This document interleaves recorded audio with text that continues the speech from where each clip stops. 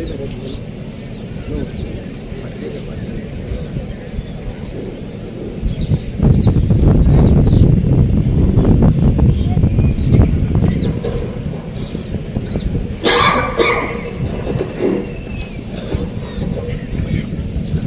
اللہ الرحمن الرحیم نحمدہ ونصلی علی رسولہ الکریم اما بعد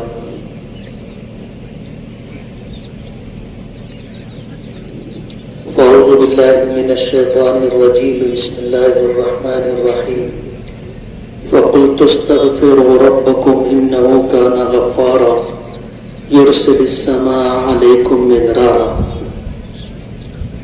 وعن علی بن ابی طالب رضی اللہ تعالی عنہ قال ما نزل بلاء الا بذنب ولا رفع بلاء الا بتوبۃ صدق اللہ العظیم۔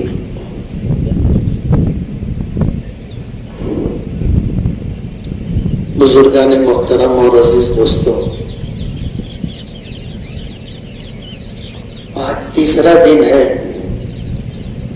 کہ ہم نماز استسقاء کے لیے بارش طلب کرنے کے لیے، بارش مانگنے کے لیے، پانی لینے کے لیے آئے۔ جتنے یقین کے ساتھ ہم اللہ تعالیٰ سے مانگیں گے اتنا ہی ہمیں نوازا جائے گا۔ دعا کے آداب میں یہ بات ملتی ہے کہ بندہ جب تک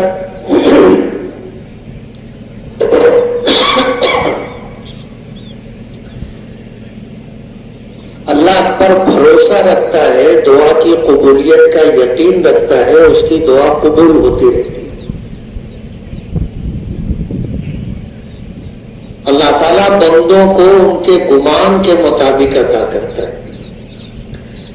ہمارا اللہ تعالیٰ سے اچھا گمان ہوگا تو ہمیں نوازا جائے گا، اور اگر ہم یہ سوچنے لگ جائیں، اور بسا اوقات لوگ کہنے بھی لگتے ہیں کہ میری دعا کہاں قبول ہوگی، یعنی دعا کے قبول نہ ہونے کا انہیں گمان ہوتا ہے، تو پھر ان کی دعا قبول نہیں ہوتی۔ دعا کی قبولیت کا یقین ہونا چاہیے۔ آج ہم میں ایسے لوگ بھی ہیں کہ پہلے دن جب نماز پڑھی گئی بارش نہیں ہوئی، دوسرے دن نماز پڑھی گئی بارش نہیں ہوئی، تو سوشل میڈیا پر اسے عنوان بنا لیا گیا۔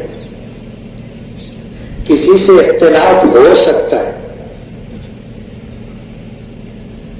لیکن اختلاف کا یہ مطلب نہیں ہے کہ آپ شریعت کے احکام، حضور پاک صلی اللہ علیہ وسلم کے طریقوں کی اور دعا جیسی اہم چیزوں کا مذاق اڑانے لگ گئے۔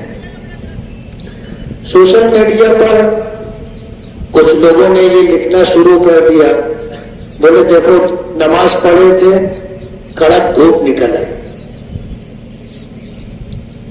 دعا مانگی گئی تھی، کیا ملا؟ آپ کو نماز پڑھانے والے سے اختلاف ہو سکتا ہے، دعا مانگنے والے سے اختلاف ہو سکتا ہے، آپ کو شریعت کا وہ طریقہ جو ہمارے آقا جناب رسول اللہ صلی اللہ علیہ وسلم نے بارش طلب کرنے کے لیے ہمیں عطا کیا ہے، اس کا تو مذاق نہیں اڑانا چاہیے۔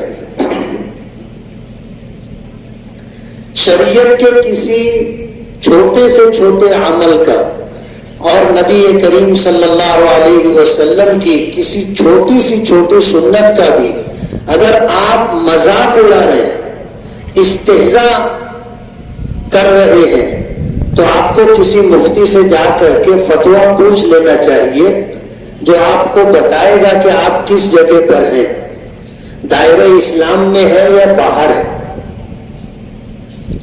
اور یہ کوئی چھوٹی بات نہیں ہے، بہت سنگین بات ہے، بہت سنگین بات ہے۔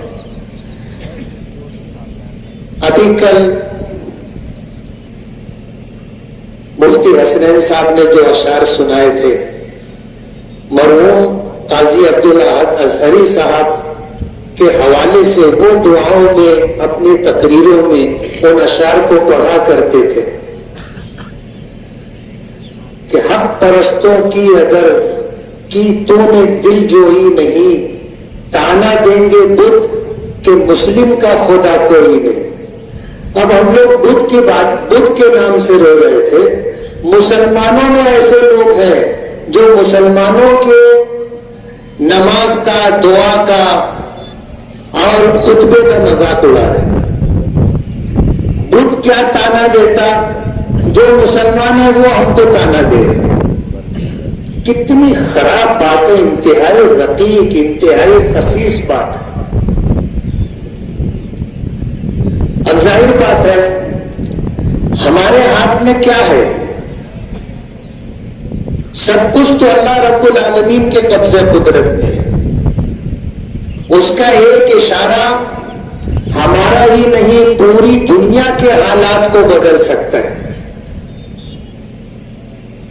مسائل ہمارے ہی نہیں، پوری دنیا کے مسئلوں کا حل اللہ پاک کے قبضے قدرت میں، اور اللہ کے لیے بہت معمولی بات ہے۔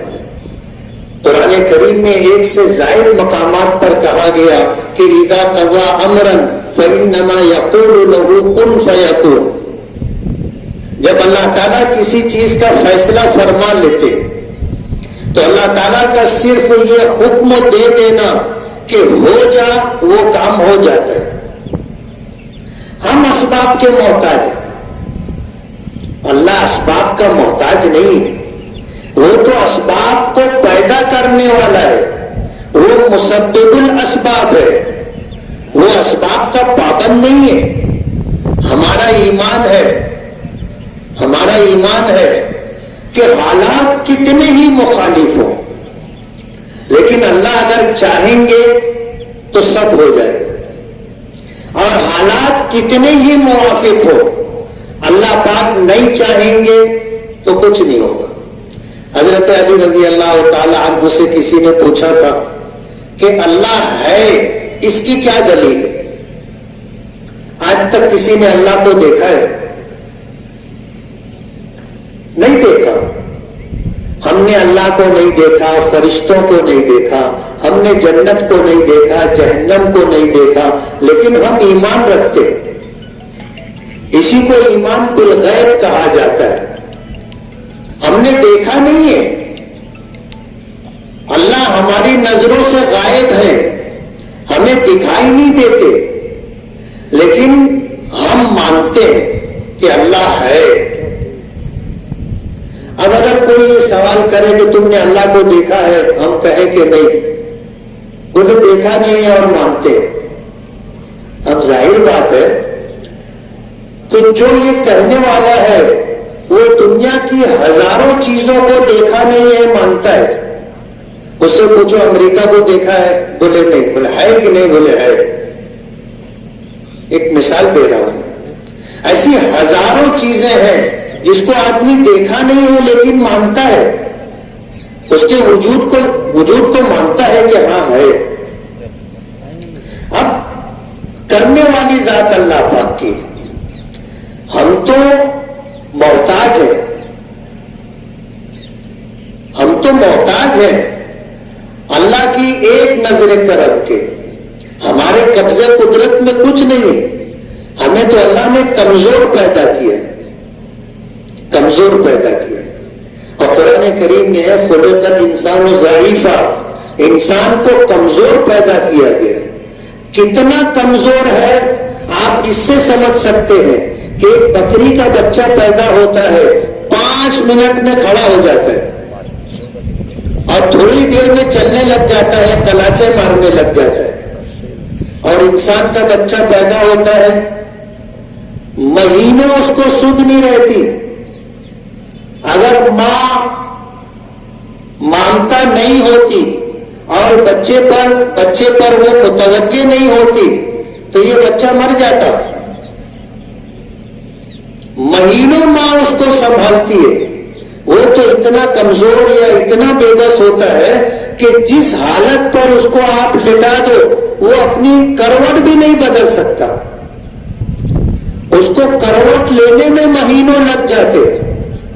ہمیں اتنا کمزور پیدا کیا گیا, لیکن اللہ نے عقل کی نعمت دی تو اتنے کمزور ہونے کے باوجود پوری دنیا پر اللہ نے دسترس دی. بڑے بڑے طاقتور جانوروں کو ہمارا پابند کر دیا.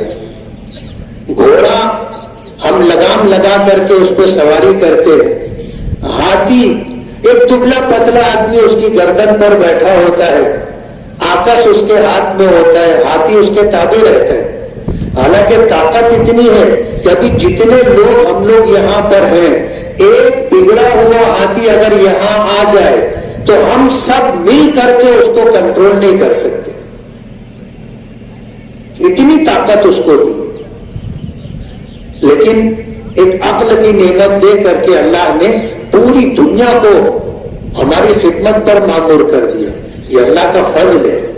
حضور پاک صلی اللہ علیہ وسلم نے فرمایا ان الدنیا خلقت لکم, یہ پوری دنیا اللہ نے تمہارے لیے پیدا کی. وَإِنَّكُمْ خُلِقْتُمْ لِلْآخِرَةِ, اور اللہ نے تمہیں آخرت کے لیے بنایا. ہم دنیا کے لیے نہیں آئے. دنیا میں آنے کا ایک مقصد ہے, اور وہ مقصد یہ ہے کہ ہم ایمان لائیں اللہ کی وحدانیت, ربوبیت, الوہیت پر. تمام انبیاء اور رسولوں کی نبوت اور رسالت کو مانیں, فرشتوں پر ایمان لائیں, کتابوں پر ایمان لائیں, آخرت کے دن پر ایمان لائیں, اچھی بری تقدیر پر ایمان لائیں. جنت اور جہنم دیکھی نہیں ہے اس پر ایمان لائیں, مرنے کے بعد دوبارہ زندہ ہونے پر ایمان لائیں. اس دنیا میں آ کر کے ہم ایمان لائیں اور پھر اسلامی احکامات و تعلیمات پر عمل کریں. ایک مسلمان کو کیسا ہونا چاہیے, بچے کی پیدائش سے لے کر کے مرنے تک کے احکامات ہماری شریعت میں موجود ہے. کچھ احکامات ایسے ہیں جو مجھے خود کرنے, اور کچھ احکامات ایسے ہیں کہ دوسروں کو انجام دینے. تفصیل کا موقع نہیں ہے, لیکن ہم پابند ہیں.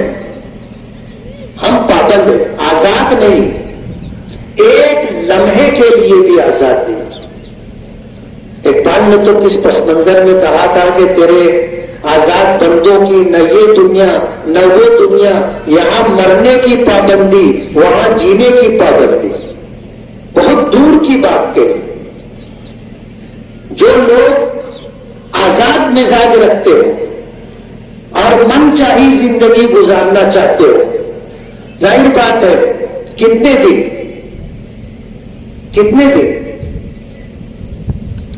آدمی کی منمانی ہمیشہ نہیں چلتی. ایک وقت آتا ہے اللہ اس کو جھکا دیتا ہے, ذلیل کر دیتا ہے, اسے عاجز کر دیتا ہے. پھر وہ ایک دم اپنے آپ کو محتاج سمجھنے لگ جاتا ہے. دیکھ لو بڑے بڑے ترم خان لوگ, بڑے بڑے ترم خان بہت بڑی بڑی بات کرتے تھے, لیکن قدرت ان کو عاجز کر دیتی. نبی کریم صلی اللہ علیہ وسلم کی اونٹنی تھی اور طاقتور اونٹنی تھی. وہ کبھی کسی اونٹ یا اونٹنی سے دوڑنے میں ہاری نہیں تھی. ایک مرتبہ ایسا ہوا کہ ایک نوجوان صحابی آئے, ان کا جوان اونٹ تھا, دوڑ کا مقابلہ ہوا, اس کا اونٹ حضور کی اونٹنی سے آگے نکل گیا. حضرت عمر سے برداشت نہیں ہوا, تلوار نکال لی. کہنے لگے اللہ کے رسول اجازت دو. سمجھ رہے نا اجازت دو کا مطلب کیا ہے, کہ بولو میں اجازت دو. تو حضور نے فرمایا ماں یا عمر رکو, ٹھہرو. یہ اللہ تعالیٰ کی سنت ہے, ہر بلند چیز کو ایک وقت اللہ پست کر دیتا ہے. ہمیشہ کی بلندی کس کے لیے؟ اللہ رب العالمین کے لیے. ہمیشہ کی حاکمیت، ہمیشہ کا اقتدار اللہ رب العالمین کے لیے. ہم عاجز بندے، کمزور ہیں، بہت کمزور ہیں. ہماری کمزوری کا اندازہ آپ اس سے لگاؤ، موسم بدلتا ہے ہم بیمار ہو جاتے ہیں. موسم بدلتا ہے بیمار ہو جاتے ہیں. ڈاکٹروں کے یہاں جاؤ تو بھیڑ لگی رہتی، بیٹھنے کی جگہ نہیں رہتی، مریض باہر کھڑے رہتے. کیا ہوا؟ بولے وائرل بیماری ہے، سردی زکام بولو، بخار بولو، وائرل ہے. ہم اتنے کمزور ہیں، موسم بدلتا ہے بیمار ہو جاتے ہیں. کیا بڑی بات کریں؟ اللہ نے ہمیں یہاں بھیجا ہے، دنیا میں ہمیشہ رہنے کے لیے نہیں بھیجا. ہمیں بھیجا ہم ایمان لائیں، اللہ کے احکامات و تعلیمات پر عمل کریں، دنیا سے جائیں اللہ ہم سے راضی، اللہ ہم سے خوش ہو. یہ مقصد لے کر کے آئے، اور اس مقصد کو اگر ہم نے پورا کر لیا ہم جیت گئے، ہم کامیاب ہو گئے. آپ سوچو، جب اسلام اور کفر کی بات آتی تھی اور میدان جہاد میں، میدان جنگ میں جب مقابلہ ہوتا تھا اور کسی کافر، کسی مشرک کے ہاتھوں سے کوئی صحابی، کوئی اللہ کا مجاہد شہید ہو جاتا تھا تو وہ کہتا تھا فزت ورب الکعبہ، کہ رب کعبہ کی قسم میں کامیاب ہو گیا. اس کو شہید کرنے والا اللہ کا دشمن، اس کا دشمن، وہ حیران ہو جاتا تھا کہ اس کو میں نے مارا اور مار دیا، یہ مر رہا ہے، یہ مر رہا ہے اور کہتا ہے فزت ورب الکعبہ، کہ رب کعبہ کی قسم میں کامیاب ہو گیا. اس لیے دنیا ہمیشہ رہنے کی جگہ نہیں ہے. یہی وجہ ہے کہ اللہ پاک نے اس دنیا میں امیری غریبی اپنے ہاتھ میں رکھی ہے، عزت اور ذلت اپنے ہاتھ میں رکھی ہے، تندرستی اور بیماری اپنے ہاتھ میں رکھی ہے. کچھ چیزیں اللہ نے اپنے قبضے قدرت میں رکھی ہے، انسان کا اس میں کوئی اختیار نہیں. اگر اپنے اختیار میں ہوتا تو دنیا میں کوئی غریب رہتا؟ کوئی غریب نہیں رہتا. کوئی بیمار ہوتا؟ کوئی بیمار نہیں ہوتا. کوئی ذلیل اور رسوا ہوتا؟ کوئی نہیں ہوتا. اپنے قبضے قدرت میں اگر ہوتا تو ظاہر بات ہے نہ کوئی غریب رہتا، نہ کوئی بیمار رہتا، نہ کوئی ذلت و رسوائی سے دوچار ہوتا. کیا ہوتا؟ وہ 2 نمبر کی بات ہے کہ دنیا کا نظام چلتا کہ نہیں چلتا. لیکن ہوتا کیا آپ سوچو، ہمارے قبضے قدرت میں کچھ نہیں ہے. ہم بھی محتاج ہیں.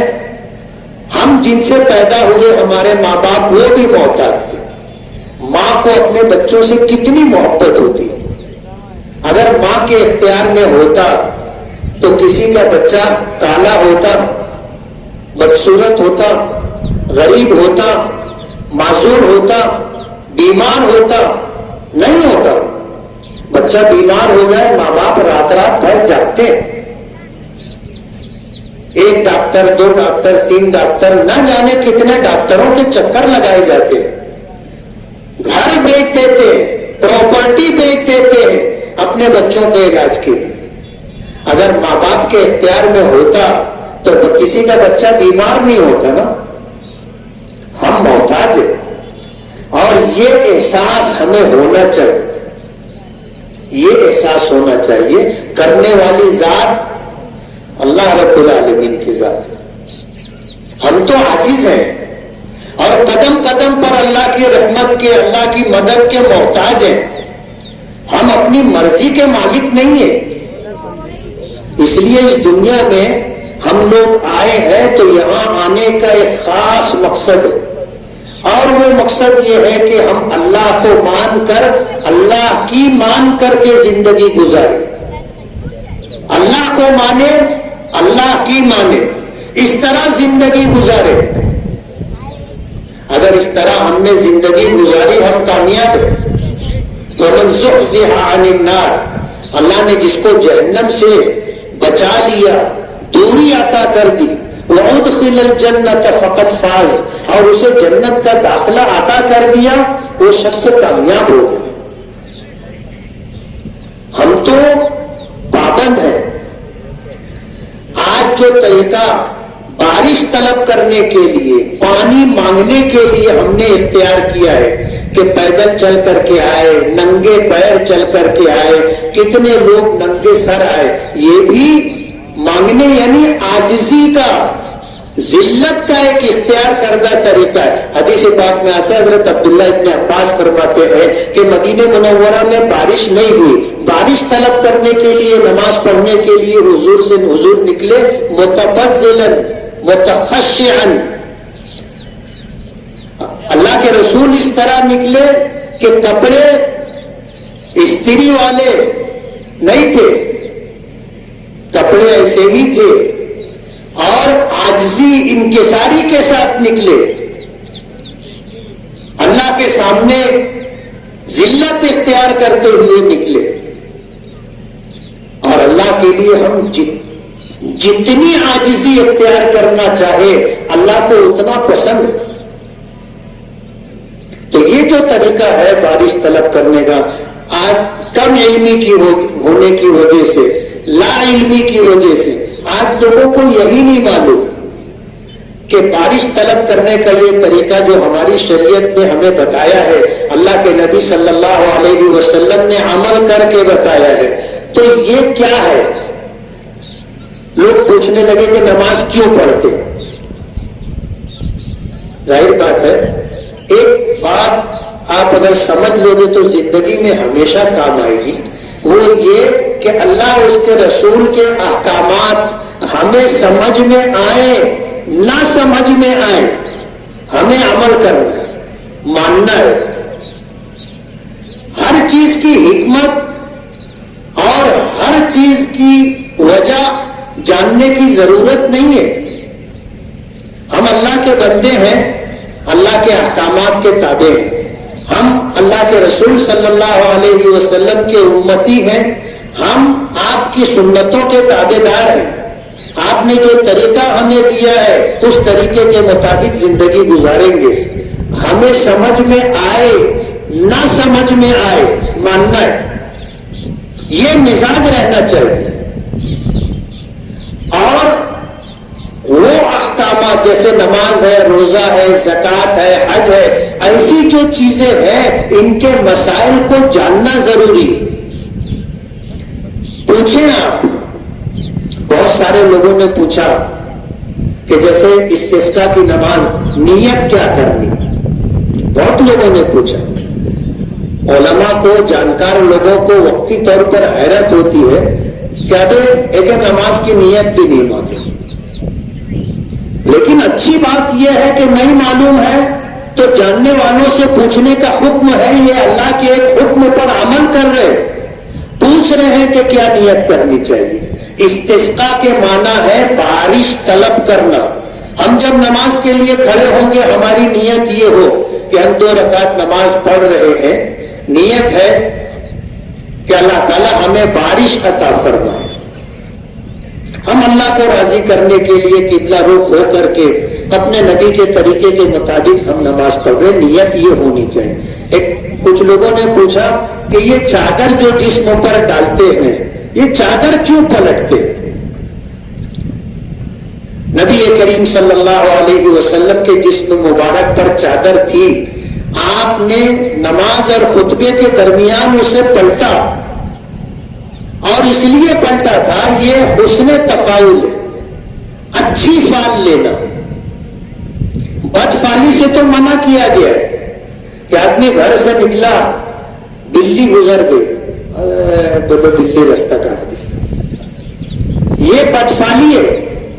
زمانے جاہلیت میں ایسا ہوتا تھا کہ نکلے، کوا بیٹھا تھا تو اس کو اڑاتے تھے، اب وہ کوا اڑا، اگر سیدھی طرف چلا گیا تو بولے سفر اچھا رہے گا، اور اگر ادھر چلا گیا تو بولے کوا جو ہے بائیں طرف چلا گیا، اب یہ سفر اپنے لیے اچھا نہیں ہے، وہ جھولا لے کے واپس گھر میں چلے جاتے تھے۔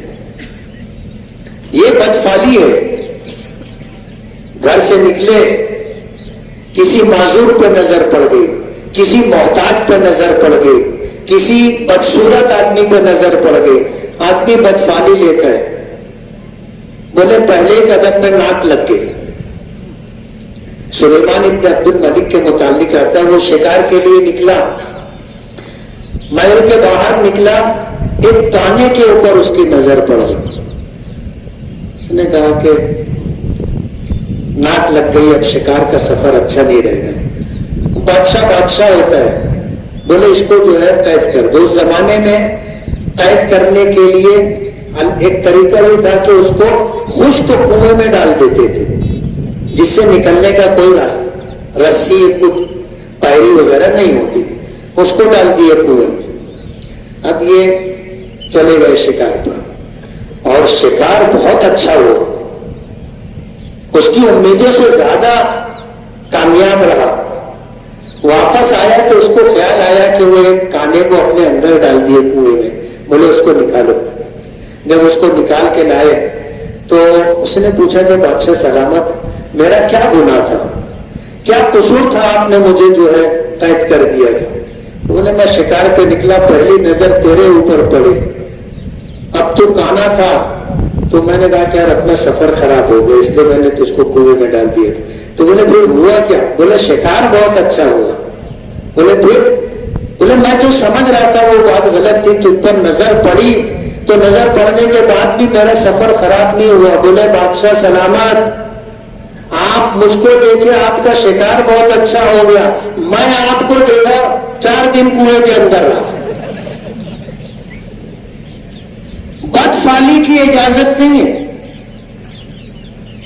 آپ حسن تفاعل یعنی اچھا گمان کرنا، اچھا شگون لینا، اس میں سے ایک عمل یہ بھی ہے کہ آج ہم لوگ جس حالت میں ہیں بظاہر یہ حالت اچھی نہیں ہے، بارش کی ضرورت ہے، بارش نہیں ہو رہی ہے، اور اگر بارش نہیں ہوئی تو کاروباری مندی کا شکار ہو جائیں گے، بارش نہیں ہوئی سال بھر ہم اپنی ضرورت کیسے پوری کریں گے، بارش نہیں ہوئی تو کھیتوں سے فصل کیسے حاصل کریں گے، بارش نہیں ہوئی تو عجیب و غریب بیماریاں پھیلنے لگ جاتی ہیں۔ یہ سارے مسائل ہیں، بارش اگر نہیں ہوگی تو سال بھر گزارا مشکل ہو جائے گا۔ ہم لوگوں پر پھر بھی اللہ کا بہت بڑا کرم ہے کہ مالیگاؤں کے لوگوں کو سال بھر پانی مل جاتا ہے، اور ایک دن ناغے کے بعد بھی اتنا پانی مل جاتا ہے کہ ہماری ضرورت سے زائد ہوتا ہے۔ کبھی کسی گلی میں آپ دیکھیں نل آ گیا تو سب بھر جاتا ہے، اور وہ پھر نلی لے کر کے ہماری مائیں اور بہنیں سڑک دھوتی رہتی۔ یہ پانی ضائع کرنا ہے، پانی ضائع کرنا ہے۔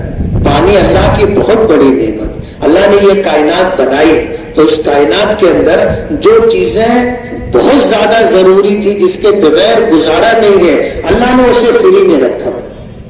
آکسیجن ہے، اللہ نے بالکل فری میں دیا ہے۔ ابھی کورونا کے ٹائم سلنڈر کی قیمت معلوم تھی لوگوں کو، جس کے یہاں کسی کو کورونا ہو گیا وہ کیسے تڑپتا تھا، سلنڈر کے لیے کتنے جتن کرتا تھا، سینکڑوں روپیہ دینے کے لیے تیار رہتا تھا۔ ایک سلنڈر لاتا تھا، وہ ختم ہونے لگے تو پھر بے چینی بڑھنے لگتی تھی آکسیجن کے لیے۔ ساری زندگی ہم لوگ اللہ کی دی ہوئی اس کائنات کے اندر آکسیجن استعمال کرتے، اگر اللہ تعالیٰ پیسہ لینے لگ جاتا تو؟ پانی اللہ کی بہت بڑی نعمت ہے، اللہ نے وافر مقدار میں دیے۔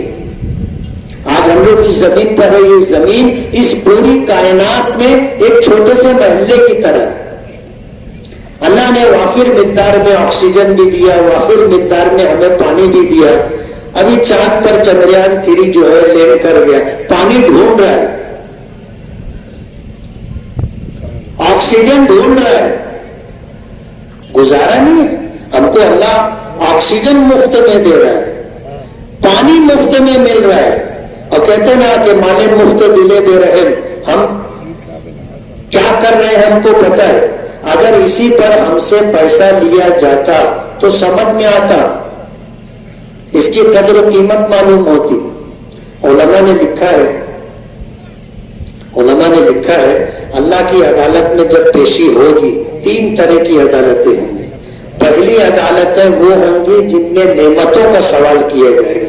ثم لتسألن یومئذ عن النعیم، نعمتوں کے متعلق سوال ہوگا کہ ہم نے تم کو ایمان دیا تھا، اسلام دیا تھا، آخری نبی کا امتی بنایا تھا، ہم نے آکسیجن دی تھی، ہم نے پانی دیا تھا، ہم نے تم کو تندرستی دی تھی، تمہیں انسان بنایا تھا.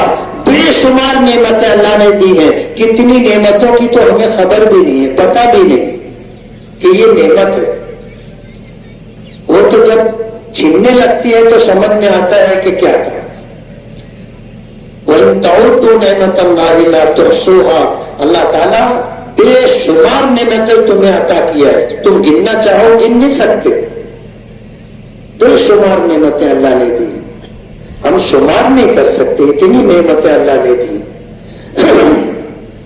تو یہ جو حالات ہیں، ان حالات کے اندر اب جو ہم لوگ چادر جسم پر ڈالتے ہیں اس کو جو پلٹتے ہیں، تو وہ اس لیے یہ حسن فعل ہے کہ ہم جن حالات میں آئے ہیں یہ حالات کیسے ہیں، اللہ ان حالات کو پلٹ دے، ان حالات کو بدل دے. یہ حسن تفاعل ہے اور شریعت میں اس کو پسند کیا گیا. خود اللہ کے نبی صلی اللہ علیہ وسلم نے بھی اس کو پسند فرمایا. اسی لیے جب کوئی آدمی سفر پر نکلے، کسی کام سے نکلے، کسی اہم ذمہ داری پر اسے مامور کیا جائے تو لوگوں کو کہنا چاہیے اللہ کی مدد تمہارے ساتھ ہوگی، کامیاب رہو گے. اللہ نے تم کو یہ موقع دیا ہے، اللہ کی منشا ہے. اچھے بول بولنا چاہیے، حوصلہ بڑھانا چاہیے. اور یہ کہ تم نے جو کام شروع کیا اچھا کیا، آپ نے 2 رکعت نماز پڑھ کے کام شروع کیا، اچھا کیا، صدقہ دے رہے ہو، یہ حسن تفاعل ہے. تو چادر کا پلٹنا بھی یہ حسن تفاعل سے تعلق رکھتا ہے. اللہ کے نبی صلی اللہ علیہ وسلم نے یہ جو طریقہ ہمیں عطا کیا ہے، آپ اللہ کے نبی تھے اور اپنی مرضی سے کچھ نہیں کرتے تھے، جو کرتے تھے، جو کہتے تھے اللہ پاک کے حکم سے. تو یہ اللہ کی منشا ہے.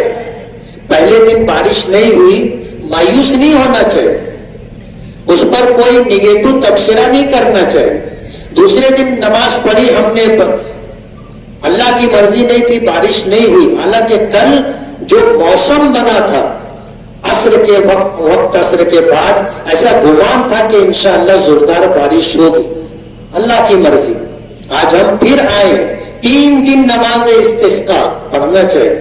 جس دن نماز استسقاء کا فیصلہ لیا گیا تو میٹنگ میں یہ بات آئی تھی کہ ہم 3 دن کا اعلان کر رہے ہیں. ہونا یہ چاہیے کہ ہم نے آج کل نماز پڑھنی ہے، یہ فیصلہ کر لیا. بارش نہیں ہوگی تو وہی اعلان کر دیں گے کہ بارش نہیں ہوگی تو کل، بارش نہیں ہوگی تو وہاں تیسرے دن.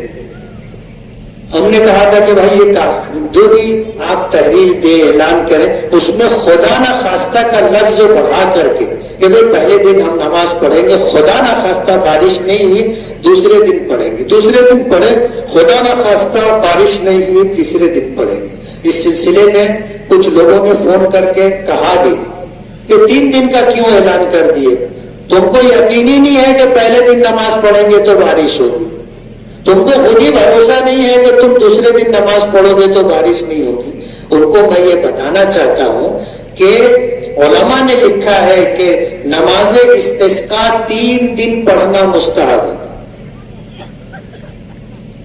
اب اگر جمعیت علماء اور شہر کے ذمہ دار علماء نے بیٹھ کر کے اگر یہ فیصلہ کیا تو اس پر کوئی نگیٹو تبصرہ کرنا اچھی عادت نہیں. جیسے کسی نے کہا کہ ابھی استسقاء کی کیا ضرورت تھی، ابھی تو بارش کا 2 مہینہ باقی ہے، ابھی ایسے حالات نہیں ہیں. جانور بھوکے نہیں مر رہے، جانور پیاسے نہیں مر رہے، ابھی ہم کو پانی مل رہا ہے، ہم نہا بھی رہے ہیں، کپڑے بھی دھو رہے ہیں، سڑک بھی دھو رہے ہیں، گاڑی بھی دھو رہے ہیں. ابھی کہاں استسقاء کی ضرورت؟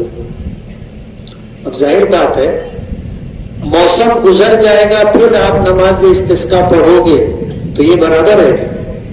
بے موسم کی بارش بھی بہت تکلیف دیتی ہے، بے موسم کی بارش بھی بہت تکلیف دے رہتی ہے۔ اب جب یہ موسم ہے بارش کا، 2 مہینہ گزر گیا، سال بھر ہمارا کیسے گزرے گا؟ آج ہم کو ضرورت چاہے نہ ہو، لیکن کل تو ہمیں اندیشہ ہے نا کہ اگر ڈیم میں، تالاب میں، پانی کے ذخائر میں پانی نہیں ہوگا تو ہمارا یہ 10 مہینہ 8 مہینہ کیسے گزرے گا؟ اس لیے علماء کے فیصلے پر جو اس طرح کی نیگیٹو بات کہی جاتی ہے، تبصرہ کیا جاتا ہے، اچھی بات نہیں ہے۔ کوئی بھی عالم اپنی واہوائی کے لیے، کوئی بھی عالم اپنے نام و نمود کے لیے نہیں کرتا۔ شریعت کے دائرے میں رہ کر کے ایک عالم نہیں 10 لوگ بیٹھتے ہیں نا، اور یہ ہوتا ہے کہ بھائی اس سلسلے میں شریعت کے کیا احکامات ہیں، ان کے اس حساب سے بات چیت کی جاتی ہے۔ مفتی حسنین صاحب بیٹھے ہوئے ہیں ہمارے ساتھ، وہ بھی میٹنگ میں تھے، تو میں نے ایک بات کہی تھی کہ ابھی جیسے ہماری عیدگاہ کے متعلق کہا جاتا ہے کہ لشکر والی عیدگاہ آبادی میں آ گئی، مہد ملت کی عیدگاہ آبادی میں آ گئی، اور اب عیدگاہ پہ نماز پڑھنا، مسجد میں نماز پڑھنا ایک جیسا ہی ہو گیا۔ ان کو یہ نہیں سمجھنا چاہیے کہ یہ کھلی ہوئی جگہ ہے، مسجد کے اوپر چھت ہوتی ہے کہ عمارت ہوتی ہے، کھلی ہوئی جگہ ہے۔ اللہ کے رسول صلی اللہ علیہ وسلم نے مسجد نبوی چھوڑ کر کے میدان میں آ کر کے آپ نے عیدین کی نماز پڑھی تھی۔ آپ نے میدان میں نکل کر کے آپ نے جو ہے نماز استسقاء ادا کی تھی۔ تو میں نے مفتی صاحب سے کہا تھا کہ ایسا تو نہیں ہوگا کہ کل کوئی یہ کہے کہ بھائی جنگل میں جا کے نماز پڑھنا تھا، جنگل میں جا کے نماز پڑھنا تھا۔ تو ہم نے عیدگاہ پر نماز ادا کر لی۔ آج ہم لوگ آ گئے، آبادی کے باہر ہیں، منہ بند ہو جائے گا کہنے والوں کا، آبادی کے باہر ہے۔ ہم جو شریعت کے احکامات کے پیش نظر کر سکتے ہیں وہ کر رہے ہیں۔ ہمیں نماز کو عنوان نہیں بنانا چاہیے، مذاق نہیں بنانا چاہیے، دعا کو مذاق نہیں بنانا چاہیے۔ شریعت نے جو ہمیں طریقہ بتایا ہے آپ اس کو عنوان نہ بنائیں۔ ہم گناہ پر بات کرتے ہیں، ہم گنہگار کو کچھ نہیں کہتے۔ ابھی جیسے دعاؤں میں یا بیان میں چوری کی شناعت یا شراب پینے کی، نشہ کرنے کی شناعت اگر بیان کی گئی تو ظاہر بات ہے یہ بات تو کہی جائے گی نا۔ ہم کسی کو یہ نہیں کہہ رہے کہ تو چور ہے، ہم تو یہ کہہ رہے ہیں کہ اگر آپ بجلی چوری کرتے ہو تو یہ غلط ہے۔ ہم یہ کہتے ہیں کہ تم پانی چوری کرتے ہو، یہ غلط ہے۔ تو اس میں کون سی خرابی ہے؟ لوگوں نے اس کو بھی عنوان بنا لیا۔ آپ زنا کریں، آپ شراب پیئیں، آپ جوا کھیلیں، آپ ماں باپ کی بے عزتی کریں، آپ پڑوسیوں کے ساتھ برا سلوک کریں، اور پھر یہ چاہیں کہ کوئی آپ کو بولے بھی نہ، روکے ٹوکے بھی نہ۔ ہونا تو یہ چاہیے، ایک مسلمان کی ذمہ داری ہے، من رأى منکم منکرا فلیغیرہ بیدہ، تم میں سے کوئی آدمی برائی کو دیکھے تو اس کو ہاتھ سے روکے، طاقت سے روکے۔ اور پھر فرمایا کہ اگر ہاتھ سے، طاقت سے روکنے کی پوزیشن نہیں ہے تو زبان سے اس کو برا بھلا کہو کہ یہ غلط ہے، نہیں ہونا چاہیے۔ اور اگر یہ بھی نہیں کر سکتے تو اسے دل میں برا سمجھو، دل میں برا سمجھو کہ چوری تو چوری ہے، نشہ کرنا تو نشہ کرنا ہے، زنا کرنا تو زنا کرنا ہے، جوا کھیلنا تو جوا کھیلنا ہے، یہ غلط ہے، اسے دل میں برا سمجھو۔ اب آپ جو ہے ان چیزوں کو دل میں برا بھی نہیں سمجھیں گے تو ابو داؤد شریف کی روایت ہے کہ وَلَيْسَ وَرَاءَ ذَلِكَ مِنَ الْإِيمَانِ، کہ جب آدمی اس حالت پر آ جائے کہ آپ برائی کو برا بھی نہیں سمجھتا تو اس کے پاس ایمان نہیں ہے۔ اور یہ میں میری بات نہیں کہہ رہا ہوں، کسی مفتی کا فتویٰ نہیں، بلکہ سرکار دو عالم صلی اللہ علیہ وسلم کا فرمان ہے۔ آپ نے فرمایا کہ اگر برائی کو ہاتھوں سے نہیں روک سکتے، زبان سے نہیں منع کر سکتے، دل میں بھی تم اس کو برا نہیں سمجھ رہے ہو، تب وَلَيْسَ وَرَاءَ ذَلِكَ مِنَ الْإِيمَانِ، اس حالت کے بعد پھر ایمان باقی نہیں رہتا۔ اس میں کسی مفتی کے فتوے کی ضرورت نہیں ہے۔ صاحب شریعت سرکار دو عالم صلی اللہ علیہ وسلم کا فرمان ہے اور حرف آخر ہے. اس لیے علماء کو تنقید کا نشانہ بنانا اور ان احکامات کو جو شریعت نے ہمیں عطا کیے ہیں اس کا مذاق اڑانا، اس کا استہزاء کرنا بہت سنگین بات ہے. یہ بات نہیں ہونی چاہیے. ہم لوگ بارش طلب کرنے کے لیے آئے ہیں، یہی طریقہ ہمیں اللہ اس کے رسول نے دیا ہے. اور وہ ہمارا خالق ہے، ہم مخلوق ہیں. وہ ہمارا مالک ہے، ہم مملوک ہیں. وہ ہمارا رب ہے اور اس کی ربوبیت میں ہم جی رہے ہیں. ہم وہی کریں گے جو ہمارا رب چاہے گا، ہم وہی کریں گے جو ہمارے نبی نے ہمیں دیا ہے. کوئی اور طریقہ ہم اختیار نہیں کر سکتے. ہمارا دین ہر اعتبار سے کامل و مکمل ہے. زندگی کا کوئی شعبہ ایسا نہیں ہے کہ وہاں ہمیں اللہ اس کے رسول کی طرف سے رہنمائی نہ ملی. ہم کو مکمل رہنمائی ملی ہے. ہم میں سب سے زیادہ نیک متقی پرہیزگار وہ ہے جو شریعت کے احکامات پر عمل کرتا. کسی ملامت کرنے والے کی ملامت کی پرواہ نہیں ہونی چاہیے. ہم جو کر رہے ہیں صحیح کر رہے ہیں، ہم مطمئن ہیں. آپ کو اچھا نہیں لگتا ہو الگ بات ہے، لیکن ہم شریعت کے مطابق بارش طلب کرنے کے لیے نکلے ہیں. اور آخری بات یہ جو میں نے شروع میں کہی تھی کہ جتنے یقین کے ساتھ ہم اللہ سے مانگیں گے ہماری دعا انشاءاللہ اس مقام تک پہنچے گی. اللہ کے نبی صلی اللہ علیہ وسلم نے حدیث قدسی بیان کی. اللہ پاک فرماتے ہیں انا عند ظن عبدی بی، میرے بندے کا میرے ساتھ جیسا گمان ہوتا ہے میں اس کے مطابق عمل کرتا ہوں. ہم چھتری لے کر کے نہیں آئے، ہم مگر اس یقین کے ساتھ آئے ہیں کہ بارش آئے گی تو بھیگتے ہوئے جائیں گے. بارش ہوگی ہم بھیگتے ہوئے جائیں گے. یہ یقین رکھ کر کے آپ مانگو، انشاءاللہ بارش ہوگی.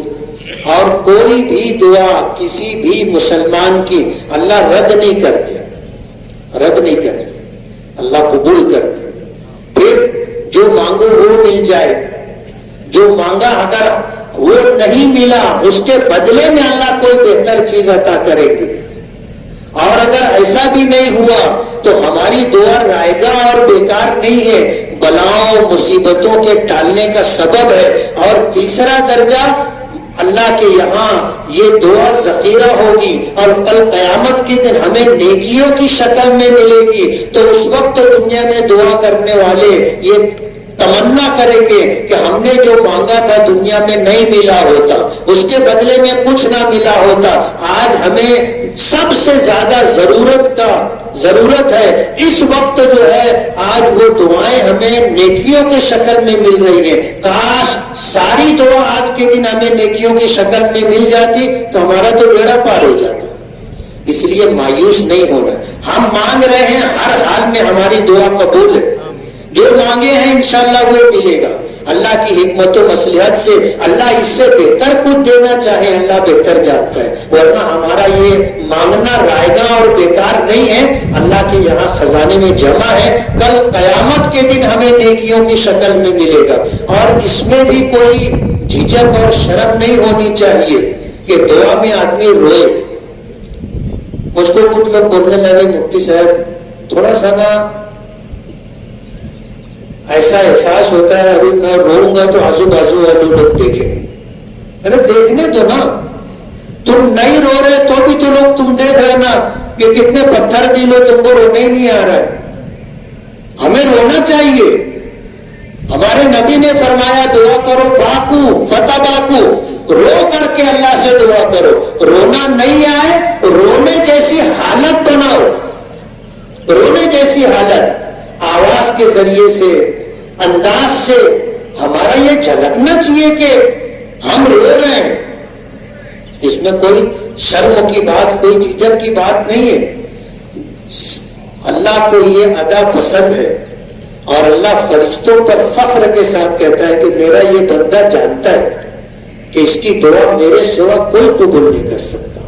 میرا یہ بندہ جانتا ہے کہ اس کی ساری مرادیں میں ہی پوری کر سکتا ہوں، اس در کے علاوہ اس کے پاس کوئی دوسرا در نہیں ہے. ہماری تو یہ حالت ہے. اس لیے ہمیں اللہ سے رو کر کے مانگنا چاہیے. رونا نہیں آئے، جان بوجھ کر کے رونا چاہیے. اللہ کو یہ ادا پسند ہے. اور انشاءاللہ ہم آئے ہیں حضور پاک صلی اللہ علیہ وسلم کے طریقے پر عمل کرتے ہوئے بارش طلب کرنے کے لیے. انشاءاللہ ہماری مراد پوری ہوگی. اللہ کرم فرمائے گا، باران رحمت کا نزول فرمائے گا. ہماری ساری ضرورتیں اللہ پوری کرتا ہے اور بلا مانگے پوری کرتا ہے. آج جب مانگنے کے لیے آئے ہیں، اس نے حکم دیا ہے تم مانگو، میں تمہاری دعا قبول کروں گا، اس کا وعدہ ہے. انشاءاللہ اللہ اپنا وعدہ پورا فرمائے گا. صفحہ درست فرما دے.